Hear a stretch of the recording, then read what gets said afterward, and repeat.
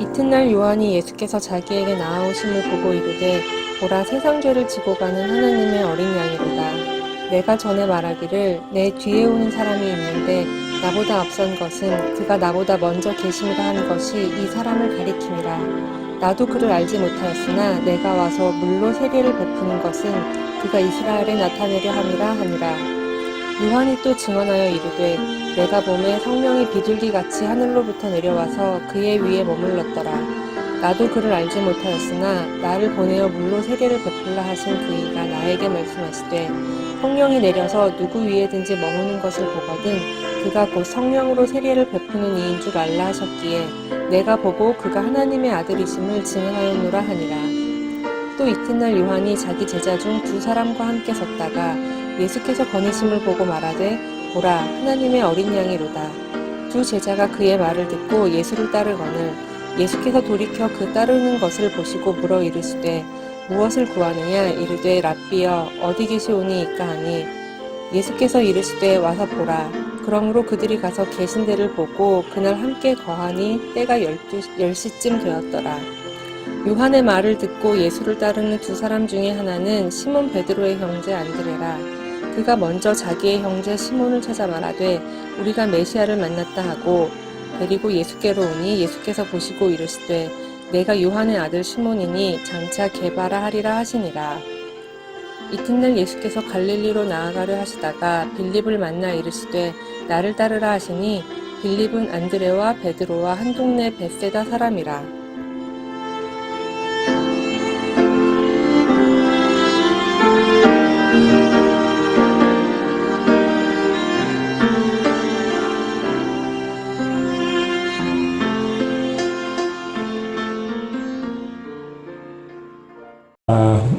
오늘 우리 사은쌤이 읽어준 이 말씀을 중심으로 해서 바람이 읽어놓은 밭이라는 제목으로 우리 함께 말씀을 나눴으면 좋겠습니다. 민들레꽃 놀라운 꽃이라고 저는 생각합니다. 제가 알고 있는 한 가장 경이로운 식물이 무엇이냐라고 물어본다면 저는 민들레꽃을 얘기할 거예요.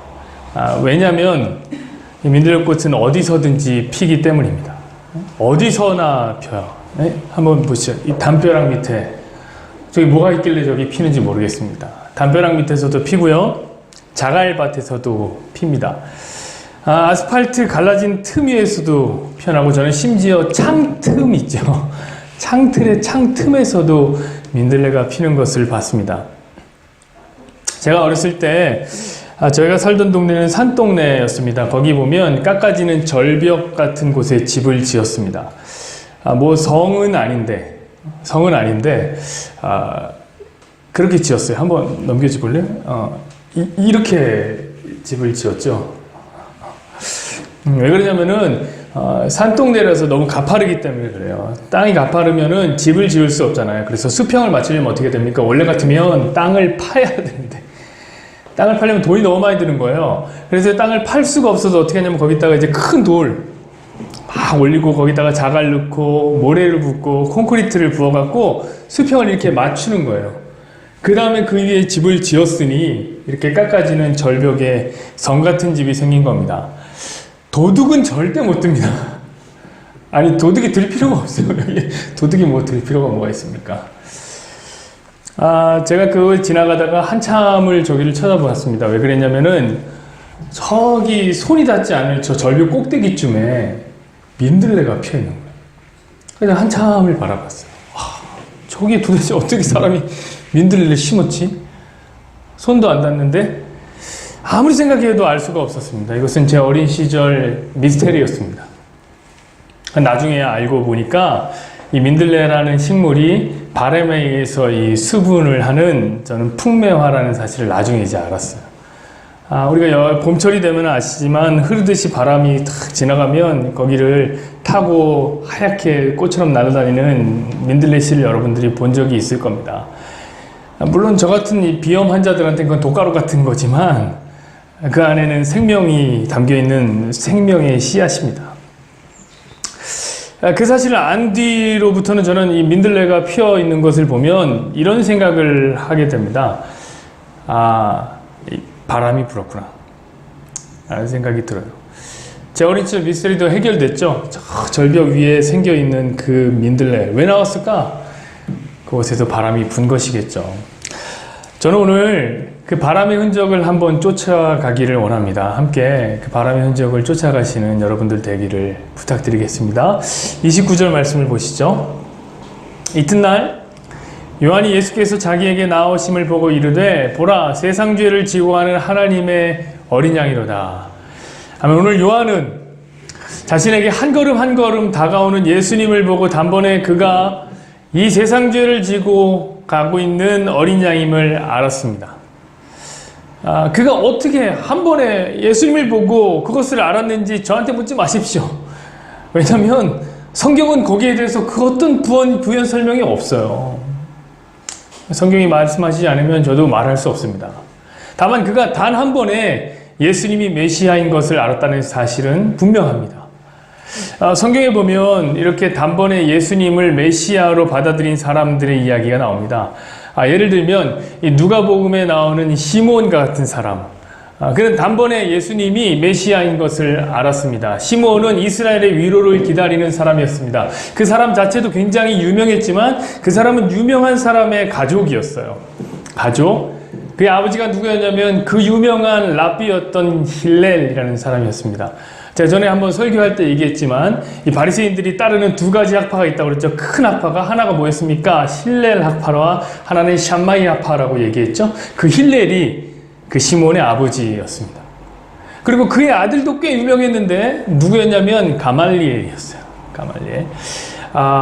가말리엘 하면 어디서 생각납니까? 바울이 생각나죠. 바울이 누구에게 공부를 배웠습니까? 누구에게 밑에 수학했습니까? 이 가말리엘 스쿨에서 공부한 거 아닙니까? 그러니까 당대의 석학 힐렐의 아들이요 가말리엘의 아버지였던 사람이 시몬이었습니다. AD 13년에 되면 그 사람이 이 사내들인 공의회의 회장까지 역임했으니 그 가문대대로 아주 유명한 집이었던 거죠.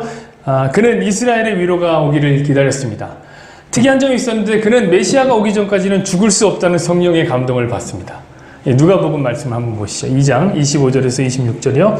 예루살렘에 시몬이라는 사람이 있으니 이 사람은 의롭고 경건하여 이스라엘의 위로를 기다리는 자라 성령이 그 위에 계시더라. 그가 주의 그리스도를 보기 전에는 죽지 아니하리라 하는 성령의 지시를 받았더니 그렇죠. 메시아를 보기 전까지는 죽을 수 없다라는 계시를 받은 거예요. 그리고 그는 예수님을 보자마자 그가 메시아인지를 단번에 알아봅니다. 그 다음 절 27절부터 이런 얘기가 있습니다. 성령의 감동으로 성전에 들어가매 마침 부모가 율법의 관례대로 행하고자 하여 그 아기 예수를 데리고 오는지라 시몬이 아이를 안고 하나님을 찬송하여 이르되 주제여 이제는 말씀하신 대로 종을 평안히 놓아 주시는도다. 내 눈이 주의 구원을 보았사오니 이는 만민 앞에 예비하신 것이요 이방을 비추는 빛이요 주의 백성 이스라엘의 영광이니라 하니. 다음번에 예수님이 그 메시아인 것을 그는 알아봤습니다. 똑같은 누가복음에는 여선지자 안나도 있는데 그 안나라는 사람도 예수님을 보자마자 그가 메시아구나 라고 하나님께 손을 들고 찬양을 올렸습니다. 복음서에 보면 맹인들이 나오는데 맹인들은 예수님을 보지도 못했습니다. 예수님에 대한 소리를 듣기만 했는데 듣자마자 그들은 이분이 메시아구나 라는 사실을 알고 다윗의 자손 예수여 우리를 불쌍히 여기소서라고 얘기했어요. 다윗의 자손 예수여 뭡니까? 메시아인 것을 알아맞혔던 거죠. 요한의 어머니 엘리사벳도 그랬습니다. 예수님의 어머니 이 마리아의 뱃속에 예수님이 오셨을 때 엘리사벳이 그 임신한 것을 보고 네 태에 복이 있다 라고 얘기하면서 예수님을 보자마자 메시아인 줄 알았던 거죠. 하물며 요한은 어떻게 했습니까? 요한은 이 몸속에 있을 때 자기 어머니 엘리사벳의 몸속에 있을 때 6개월 차이거든요. 요한이 6개월 형이에요. 예수님보다. 어머님 뱃속에 있을 때 예수님이 오는 걸 보고 그가 메시아인 줄 알고 그 복중에서 뛰어노는 역사가 있었습니다. 한번 누가복음 1장 44절 말씀 보시죠. 보라 내 문안하는 소리가 내 귀에 들릴 때 아이가 내 복중에서 기쁨으로 뛰어노라노라. 여러분 그러니 단숨에 그 예수님이 메시아인 줄 알아보는 것이 전혀 이상한 것은 아닙니다. 전혀 이상한 것은 아니에요. 그런데 이 요한의 삶은 조금 특별합니다. 당시에 모든 이스라엘 사람들이 메시아를 알고 있었지만 그 알고 있었던 메시아와는 좀 달라요. 그 민속 메시아 사상을 알고 있었던 거 아닙니다. 자, 사람들은 다 민속 메시아 사상을 알고 있었다고 제가 말씀드렸어요. 그게 어떤 거였습니까? 힘을 가진 메시아가 와서 로마를 전복하고 다윗 왕국을 회복시키겠다, 이런 민속 메시아 사상을 사람들이 알고 있었노라 하면, 이 요한은 어떤 하나님을 알고 있었어요? 어떤 메시아를? 죄 문제를 해결하러 오신, 세상 죄를 지고 가는, 죄 문제를 해결하시는 예수님, 메시아를 알았단 말이죠. 이 알은 아주 정확한 알입니다. 아주 정확한 알이에요. 그는 예수님을 바라보면서 세상 죄를 지고 가는 아사셀 염소를 떠올렸습니다. 해마다 대속죄일이 되면 이스라엘의 죄를 짊어지고 아사셀 염소가 광야에 던져집니다. 그 광야에 던져지면 그들은 야생동물에 의해서 죽을 수도 있고, 그 타는 듯한 그 광야에서 말라 죽을 수도 있어요.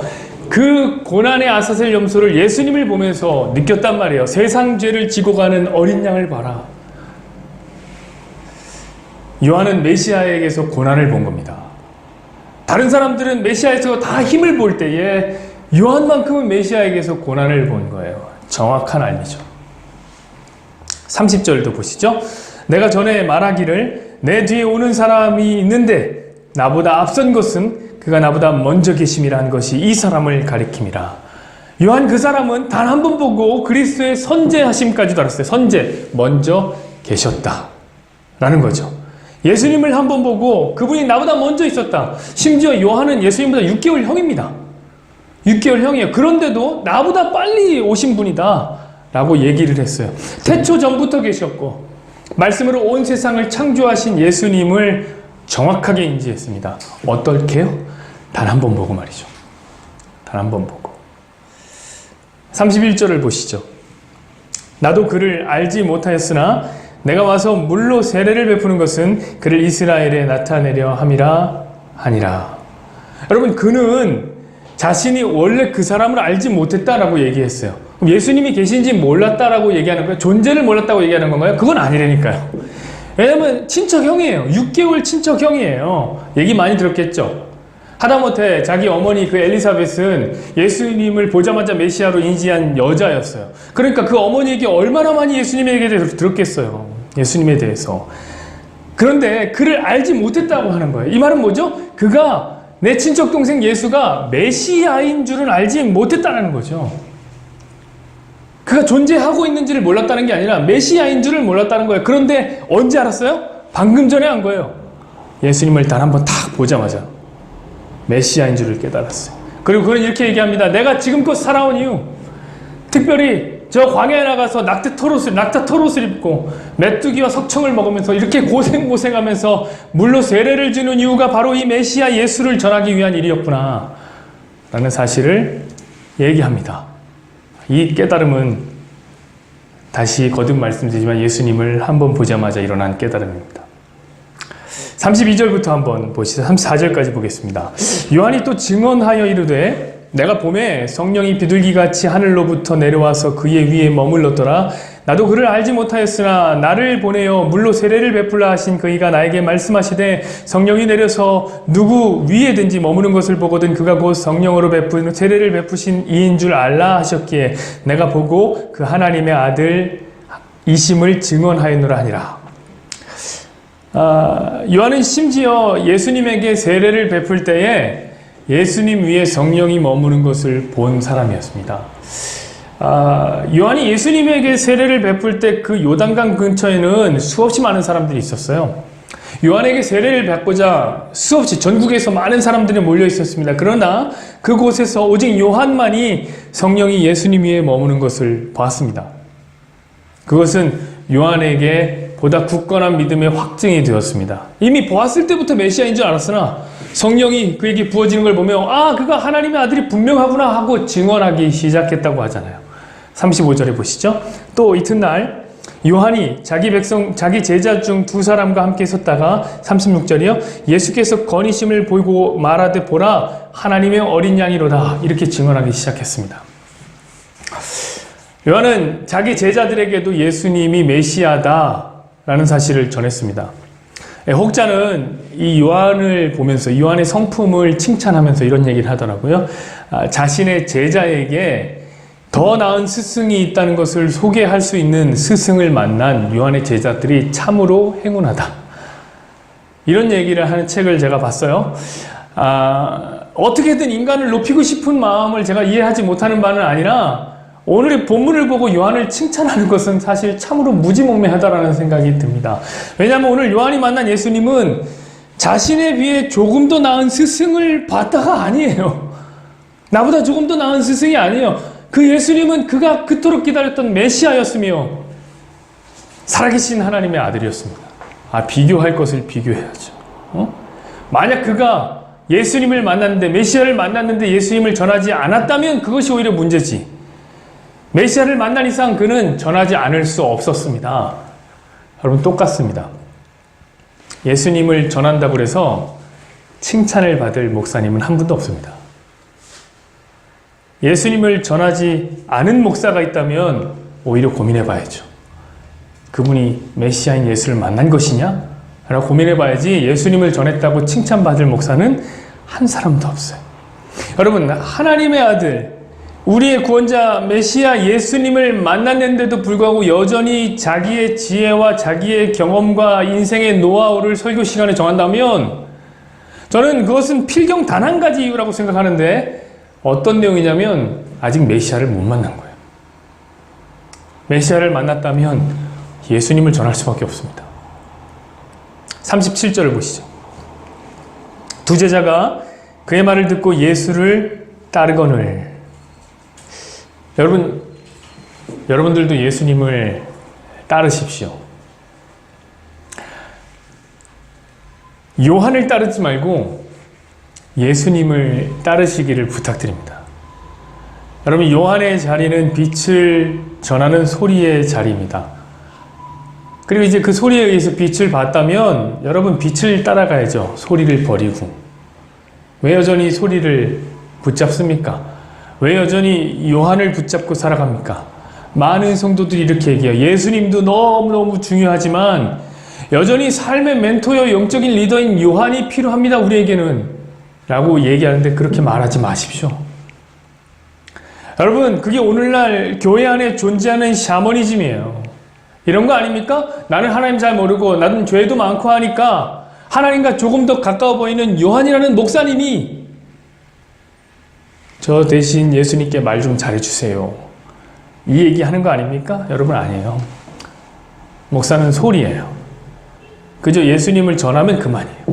거기가 끝. 그 소리를 들었다면 여러분은 예수님을 따라가야지 요한을 따라가면 안 돼요. 소리는 그 순간 사라져야 한단 말이에요. 저는 그래서 늘 말씀드리지만 목사는 존경받는 사람이 아닙니다. 목사는 불쌍히 여김을 받아야 되는 사람이에요. 요한을 따르지 마시고 예수님 따르기를 소망합니다. 38절 보시죠. 예수께서 돌이켜 그 따르는 것을 보시고 물어 이르시되 무엇을 구하느냐? 이르되 라비여 어디 계시오니까 하니 라비는 번역하면 선생이라. 여러분, 저는 더 나아가서 여러분이 이런 제자들이 되었으면 좋겠어요. 예수님은 여러분에게 말씀하세요. 무엇을 구하느냐? 무엇을 구하느냐? 이 무엇 안에 들어갈 게 얼마나 많습니까? 여러분, 저는 적어도 구할 것이 되게 많아요. 예수님이 만약에 그렇게 물어봤던 백지수표를 준 거잖아요. 저는 구할 게 많아요. 예수님, 전세금 좀 주세요. 월세 너무 힘들어요. 전세금 좀 주세요. 예쁜 아내를 주세요. 지금 교회가 좀 교회 건물 좀 주세요. 구해야 될 게 얼마나 많아요. 저 핸드폰 이제 노트 8 그만 쓰고 싶어요. 노트 9 주세요. 이거 누르면 찍히는 거 저도 주세요. 성공을 주세요. 꿈을 주세요. 왜 말 못해요? 여러분, 우리의 소망의 바다에는 여전히 수없이 많은 생물들이 살고 있지 않습니까? 그러나 오늘 이 두 제자는 모든 것을 일축하고 그 가운데 가장 중요한 것을 구합니다. 예수님, 무엇을 구하느냐? 당신이 어디 있습니까? 우리는 당신을 구합니다. 이 얘기 아닙니까? 그러나 여러분, 요한의 두 제자는 분명히 메시아를 만난 사람들이죠. 자, 이들은 어떻게 메시아를 만났습니까? 요한의 증거를 듣고 만났습니다. 요한의 증거를 듣고. 39절 보시죠. 예수께서 이르시되 와서 보라. 그러므로 그들이 가서 계신들을 보고 그날 함께 거하니 때가 10시쯤 되었더라. 아멘. 여러분, 예수님은 그 요한의 제자들과 함께 이제 거하십니다. 여기서 거하다라는 말은 요한복음에서 가장 중요한 단어 중에 하나, 헬라어 메노라고 하는데요. 한참 뒤에 가면 요한복음 15장에 가면 포도나무 비유가 나옵니다. 거기 보면 이런 얘기 있어요. 나는 포도나무요, 너희는 가지니 내가 너희 안에 너희가 내 안에 거하면 과실 많이 맺나니 할 때 거하면이라는 말, 단어 그 메노입니다. 메노.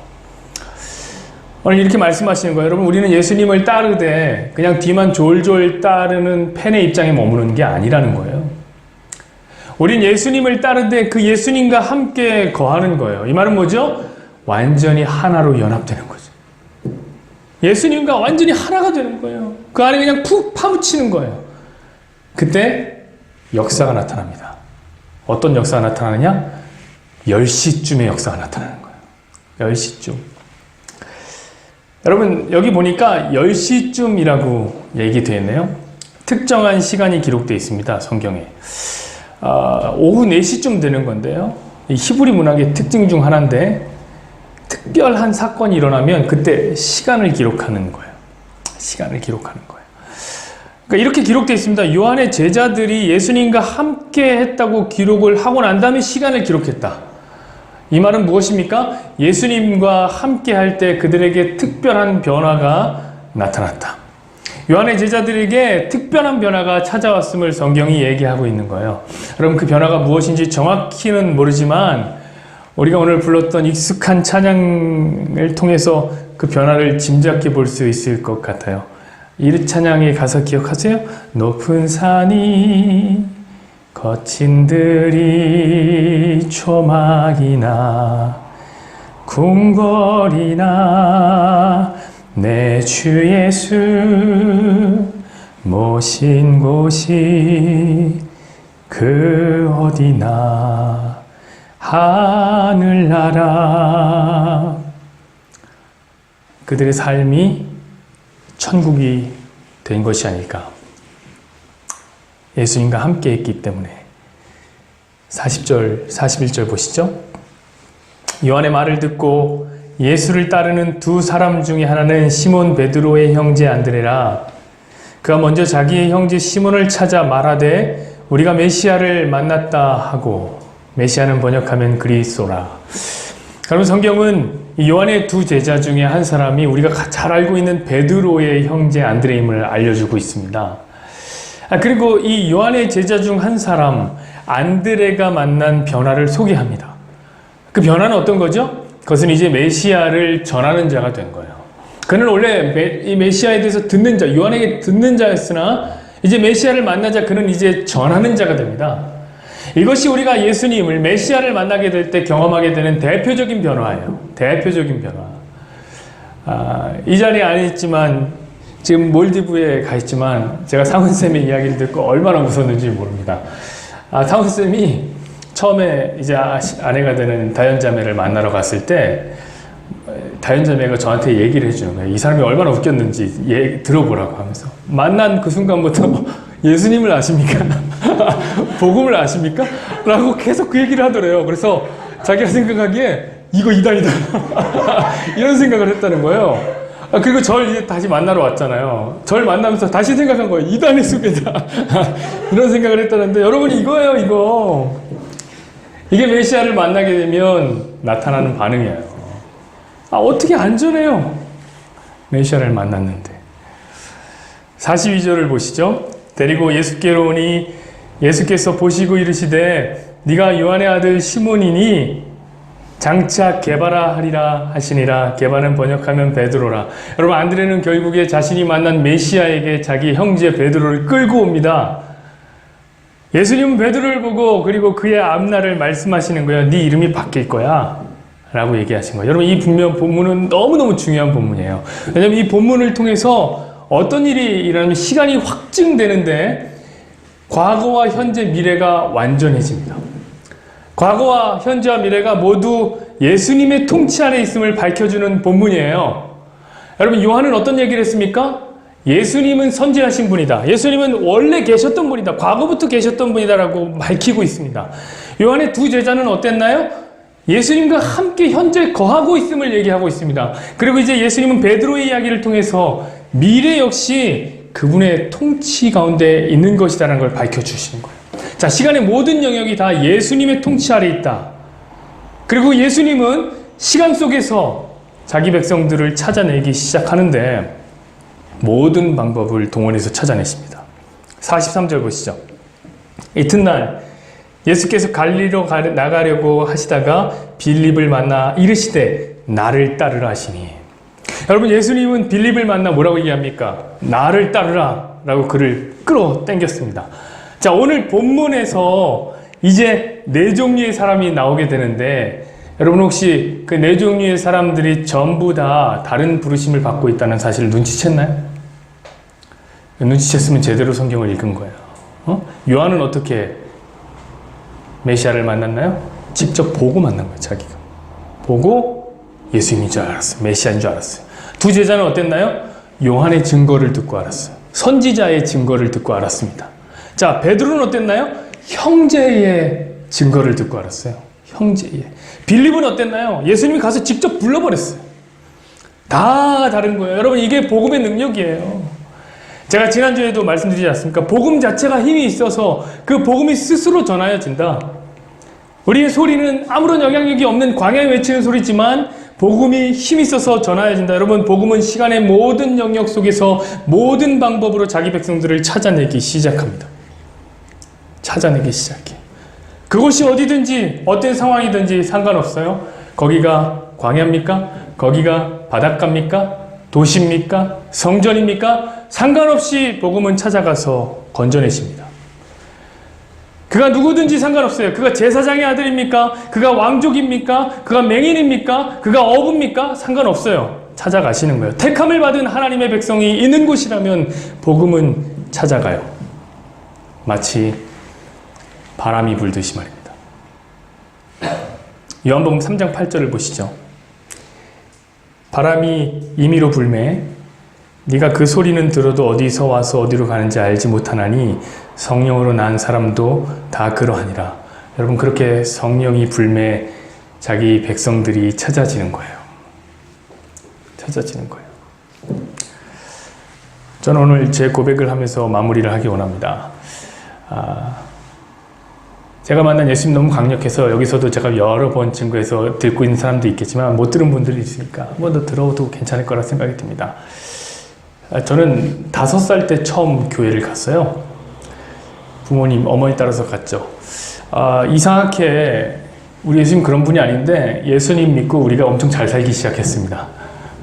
엄청 돈을 많이 벌었어요. 돈을 많이 버니까 그런 생각이 들었습니다. 우리 부모님이 그런 생각이 들었는 거예요. 이제 가족들 챙기자 우리가. 그리고 이제 절에 갔어요. 종교를 바꿨어요. 개종했어요. 왜 그렇죠? 저희 이모가 무당이시거든요. 그래서 이제 돈 많이 벌었으니까 가족들 챙기자고 교회를 떠났습니다. 그리고 완전히 쫄딱 망합니다. 친하게 삼촌, 이모라고 부르던 분들에게 사기를 당해갖고 집이 완전히 망했어요. 깜짝 놀라서 우리 어머니가 어떻게 했을까요? 다시 교회로 돌아왔어요. 다시 교회로. 저희 어머니는 자책감이 굉장히 많이 들었나 봐요. 자기 때문에 집안이 망했다라고 생각을 했기 때문이겠죠. 그때부터 뭐 했냐면 철야 기도를 드렸습니다. 말 그대로 철야, 밤을 새는 기도를 계속했어요. 교회 가서. 제가 나중에 알고 봤더니 목사님이 기도를 하면 다시 잘 살게 하실 것이다 라고 해갖고 저희 어머니가 그때부터 무릎 꿇고 철야 기도를 했어요. 무릎이 다 나가고 허리가 다 나갈 만큼 정말 기도를 열심히 했습니다. 목이 항상 쉬어 있었어요. 근데 정말 놀라운 일이 펼쳐졌죠. 기도를 하면 할수록 점점 더 못 살아요. 집이 점점 더 어려워져요. 저는 목사님이 진짜 싫었습니다. 저 목사가 우리 엄마를 속여갖고 말이야. 그 삼촌, 그 이모들처럼 우리 엄마 속여갖고 헌금이나 땡겨먹고 말이야. 저렇게 허리 다 나가게 하고 목 다 나가게 하고. 저는 기독교를 증오했습니다. 제가 어머니에게는 좋은 아들이고 싶어서 교회는 나갔지만 교회 나가면 하는 일이 목사님을 째려보는 일이었어요. 목사님 이렇게 째려보면서 저 사기꾼이 도대체 무슨 얘기를 하나 한참 이렇게 째려보고 오는 일이었어요. 목사님도 되게 부담스러웠을 거예요.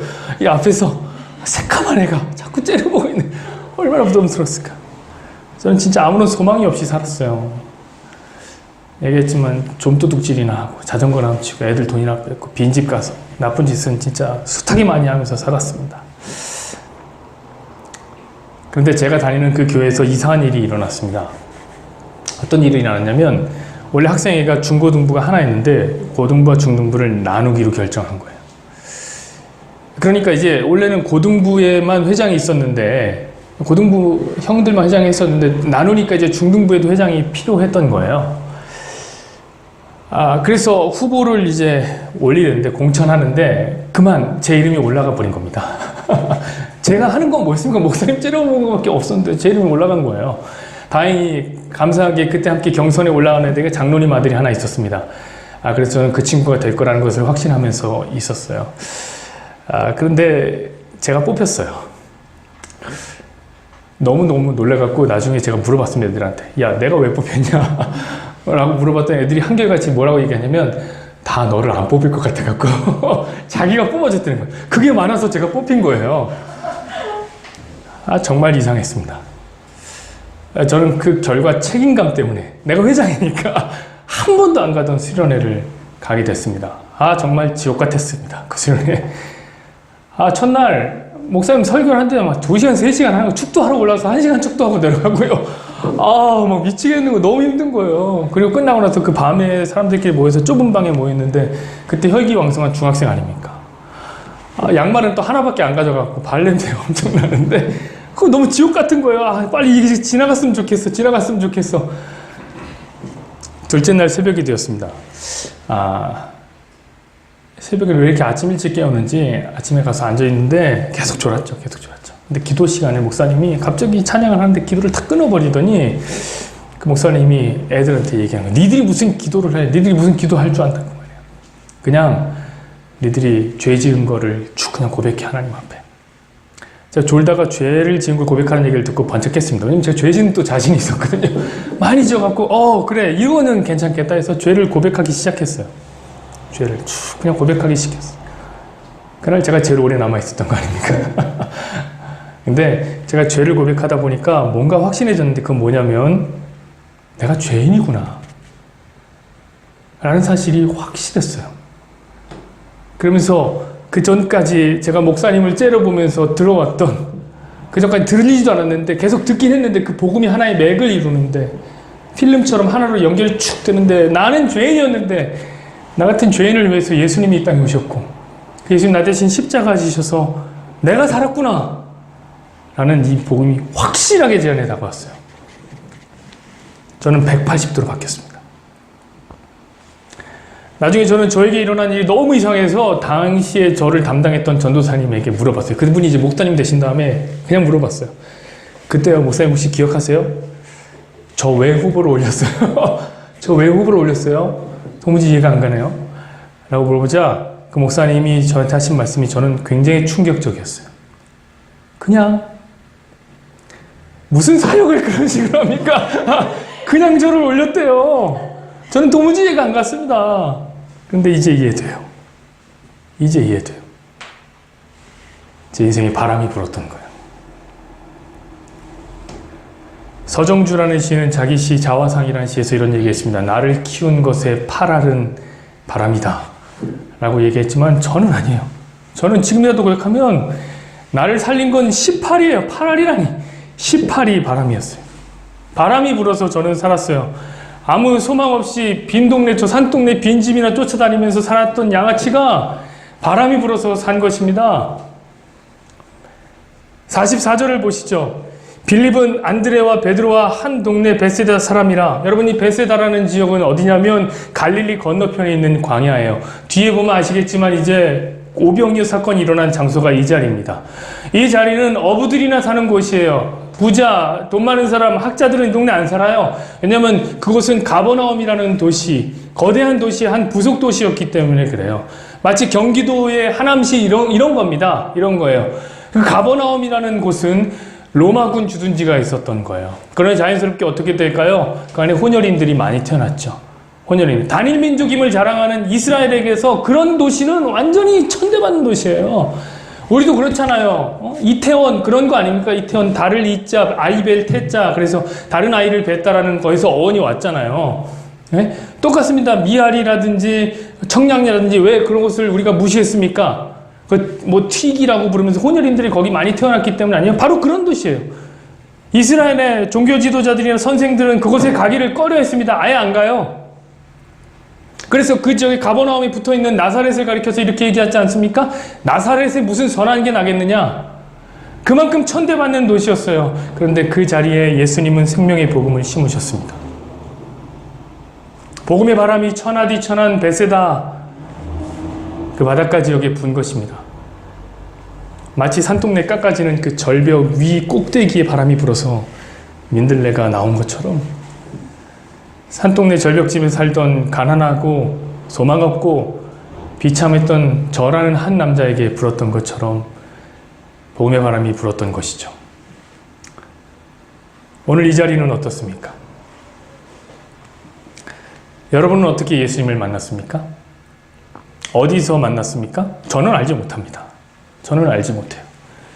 그러나 오늘 이 자리는 예수님을 메시아를 만난 사람들이 모인 자리죠. 그래서 저는 여러분들을 볼 때마다 그런 생각이 들어요. 아, 바람이 불었구나. 이 자리에 바람이 불었구나. 그래서 교회는 바람이 일궈놓은 밭입니다. 복음의 바람이 불었던 이 밭을 이루었습니다. 저는 여러분을 보며 살아있는 복음을 찬양합니다. 오늘의 본문은 어떤 특별한 명령이나 우리가 따라야 할 어떤 가르침을 주는 게 아니에요. 그냥 평서문이에요. 이렇게 복음의 바람이 불었더니 사람들이 살아나더라.